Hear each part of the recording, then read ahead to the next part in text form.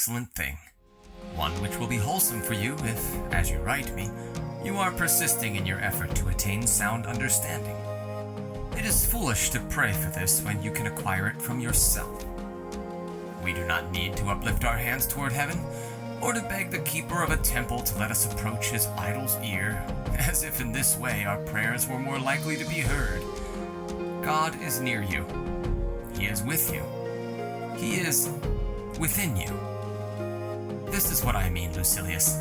A Holy Spirit indwells within us, one who marks our good and bad deeds, and is our guardian. As we treat the Spirit, so we are treated by it. Indeed, no man can be good without the help of God. Can one rise superior to fortune unless God helps him to rise? He it is that gives noble and upright counsel. In each good man a God doth dwell, but what God know we not. If ever you have come upon a grove that is full of ancient trees which have grown to an unusual height, shutting out a view of the sky by a veil of pleached and intertwining branches, then the loftiness of the forest, the seclusion of the spot, and your marvel at the thick unbroken shade in the midst of the open spaces will prove to you the presence of deity.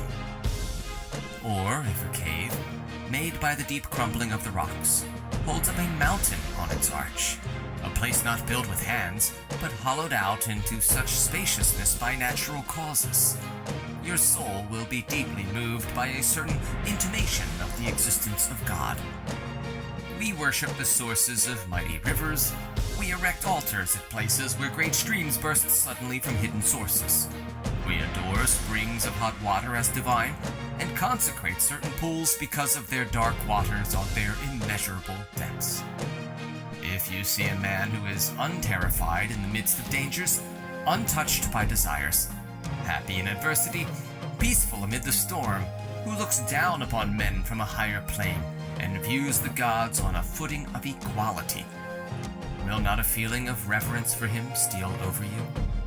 Will you not say, this quality is too great and too lofty to be regarded as resembling this petty body in which it dwells? A divine power has descended upon that man.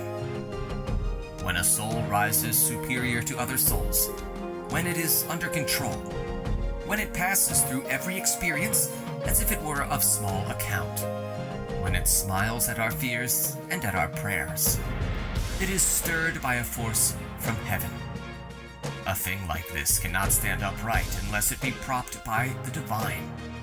Therefore, a greater part of it abides in that place from whence it came down to earth, just as the rays of the sun do indeed touch the earth, but still abide at the source from which they are sent. Even so, the great and hallowed soul, which has come down in order that we may have a nearer knowledge of divinity, does indeed associate with us, but still cleaves to its origin. On that source it depends. Thither it turns its gaze and strives to go, and it concerns itself with our doings only as a being superior to ourselves. What then is such a soul? One which is resplendent with no external good, but only with its own. For what is more foolish than to praise in a man the qualities which come from without? And what is more insane than to marvel at characteristics which may at the next instant be passed on to someone else? The golden bit does not make a better horse. The lion with gilded mane, in process of being trained and forced by weariness to endure the decoration, is sent into the arena in quite a different way from the wild lion whose spirit is unbroken. The latter indeed, bold in his attack, as nature wished him to be, impressive because of his wild appearance, and it is his glory that none can look upon him without fear. He is favored, in preference to the other lion, that languid and gilded brute. No man ought to glory except in that which is his own. We praise a vine if it makes the shoots teem with increase, if by its weight it bends to the ground the very poles which hold its fruit. Would any man prefer to this vine one from which golden grapes and golden leaves hang down? In a vine, the virtue peculiarly its own is fertility. In man also we should praise that which is his own, Suppose that he has a retinue of comely slaves and a beautiful house, that his farm is large and large his income. None of these things is in the man himself. They are all on the outside. Praise the quality in him which cannot be given or snatched away, that which is the peculiar property of the man. Do you ask what this is? It is soul, and reason brought to perfection in the soul. For man is a reasoning animal. Therefore, man's highest good is attained if he has fulfilled the good for which nature designed him at birth. And what is it which this reason demands of him? The easiest thing in the world, to live in accordance with his own nature.